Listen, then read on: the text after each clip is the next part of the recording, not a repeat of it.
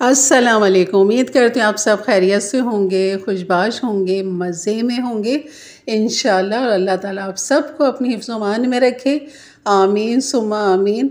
और आज मैं यहाँ आपको बनाना सिखाऊंगी बिल्कुल शादियों वाला, दावतों वाला देगी कोरमा।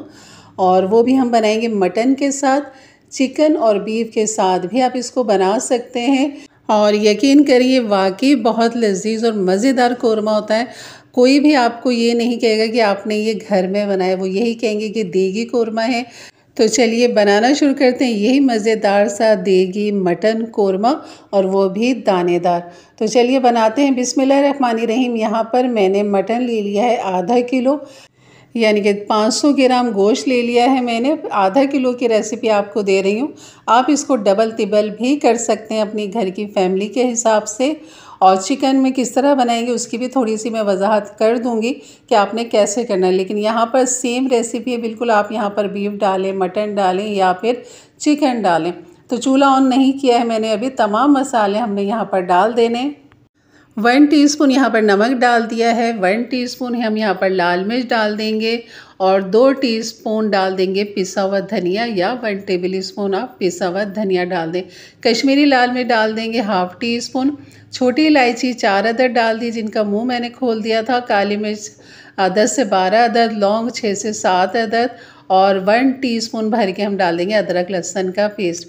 आधा किलो गोश्त के अंदर 1 पाव दही का इस्तेमाल होगा, और दही हमने यहाँ पर डाल दी है फेंट के। और यहाँ पर ये तमाम चीज़ें हमने डालना है। यहाँ पर हमने ऑयल भी डाल देना है, कमर्शियल ऑयल जो घी का इस्तेमाल करते हैं, क्योंकि घी से इस तरह की चीज़ें बहुत ही अच्छी लगती हैं।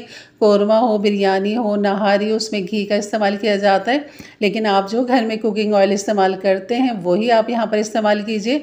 मैंने तकरीबन यहाँ पर ½ कप डाला है, लेकिन अगर घी डालती तो मैं यहाँ पर 1 कप घी डालती। लेकिन हमने यहाँ पर रोगन इतना नहीं रखना जैसे कि देग वाले रखते हैं। और यहाँ पर खूब अच्छा सा मिक्स कर लिया है, और मैंने एक तेज़पत्ता भी डाल दिया है यहाँ पर।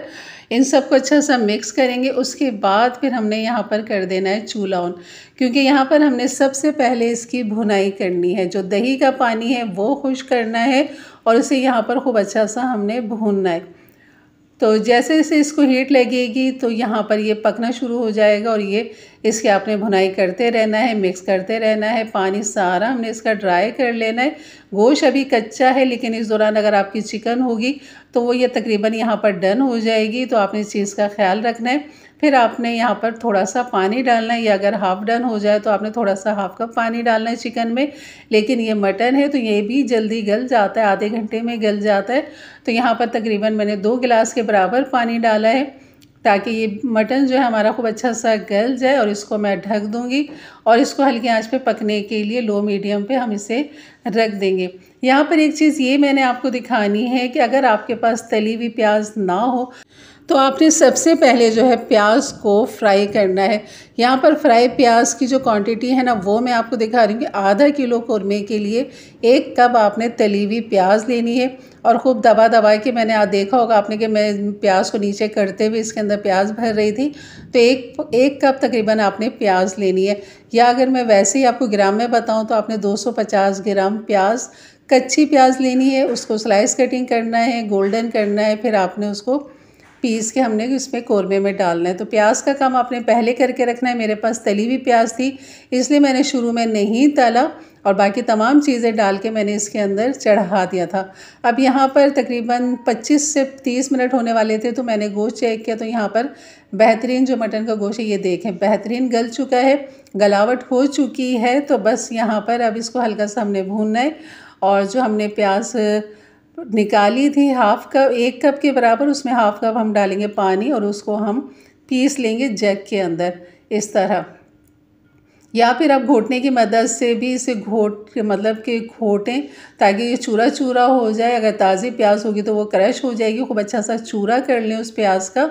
या फिर इस तरह हम ½ कप पानी के साथ इसको पीस लें, और बिल्कुल फाइन पेस्ट नहीं बनाना, थोड़ा सा दरदरा सा रखना है, तभी आपका कोरमा दानेदार बनेगा।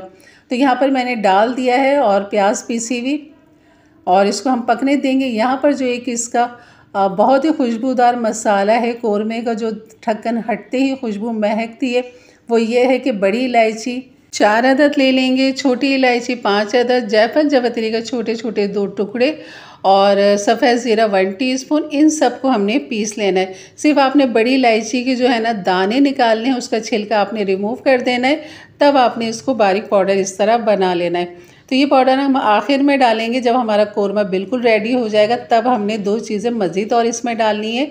एक तो ये कोरमा मसाला जो हमने बनाया है आखिर का खुशबू वाला, और यहाँ पर आप इसकी थिकनेस देख सकते हैं हमारे कोरमे की बेहतरीन हो चुकी है। लेकिन अभी मज़ीद इसको बेहतर बनाने के लिए, इससे खुश रंग बनाने के लिए यहाँ पर डाल देंगे दूध, और दूध डालने से एक क्रीमी टेक्सचर आ जाता है। और अगर इत्तेफाक से आपकी प्याज बहुत ज़्यादा डार्क हो गई है तो उसका ये दूध जो है ना ये तोड़ है उसका, क्योंकि डार्क प्याज के साथ अगर हम कोरमा बनाएंगे तो वो ब्लैक की तरफ जाएगा, ब्राउन की तरफ जाएगा, खुशनुमा नहीं लगेगा। तो दूध डालने से ये होता है, एक तो प्याज का कलर बैलेंस में आ जाता है और कोरमा जो है वो निखर कर आता है। तो यहाँ पर ये देख सकते हैं आप माशाल्लाह हमारा बहुत ही दानेदार सी ग्रेवी इसकी बन चुकी है। और यहाँ पर जो अब आखिर में जो हम डालेंगे, यहाँ पर ये है मसाला जो हमने पीसा था, बड़ी इलायची, छोटी इलायची, जायफल जावित्री और सफ़ेद ज़ीरा, ये हमने डाल देना है। और एक और इसमें एक चीज़ और जाएगी फाइनली जो इसमें जाती है वो है केवड़ा।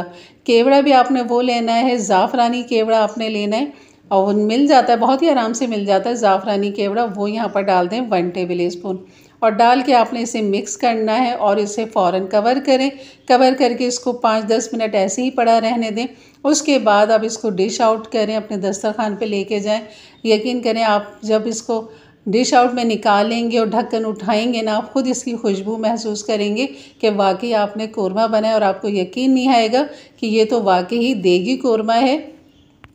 और इसके साथ आप गार्निश लाजमी करें, अदरक जूलियन कटिंग करके लाजमी डालें, इससे भी बहुत अच्छा लगता है, खाने में भी जायका आता है और देखने में भी अच्छा लगता है। तो ये थी मेरी आज की रेसिपी। अच्छी लगी तो लाइक कर दीजिएगा, और जाते जाते मेरे चैनल को ज़रूर सब्सक्राइब करके जाइएगा, और अपनी फैमिली फ्रेंड में भी शेयर किया करें ताकि उनके लिए भी आसानियाँ पैदा हों और वो भी इस तरह की मज़ेदार सी रेसिपी अपने घर में बना सकें। तो चलिए मैं आपको दिखाती हूँ, क्योंकि तंदूर की रोटियाँ आ चुकी हैं। यही मज़ेदार सा हमारा मटन कोरमा जो है ना डिश आउट आपको मज़ीद और करती हूँ प्लेट के अंदर, क्योंकि ये तो डिश के अंदर है। तो यहाँ पर मैं प्लेट में निकाल के आपको दिखाती हूँ, इसकी लुक दिखाती हूँ कि कैसी लग रही है। ये देखें जनाब, है ना मज़ेदार सी। अभी तो आप देख रहे हैं, लेकिन मैं कहूँगी आप ज़रूर बनाइए, तभी आपको इसका जायका और फ्लेवर, खुशबू आप महसूस कर पाएंगे। गोश्त काफ़ी अच्छा बेहतरीन गल चुका है, और ऐसी ही गलना चाहिए कि आपको बहुत मुश्किल से बोटी तोड़नी पड़े। तो बिल्कुल गोश्त को फुल डन करके बनाया करें हमेशा, ताकि खाने वालों को मज़ा आ जाए। और ये देख सकते हैं मैंने एक बाइट ले ली है, बहुत ही लाजवाब माशाल्लाह। और इंशाल्लाह आपको रेसिपी ज़रूर अच्छी लगेगी। तो मेरे चैनल से जुड़े रहिए, इंशाल्लाह इसी तरह की मज़ेदार सी रेसिपी आपके साथ शेयर करती रहूँगी।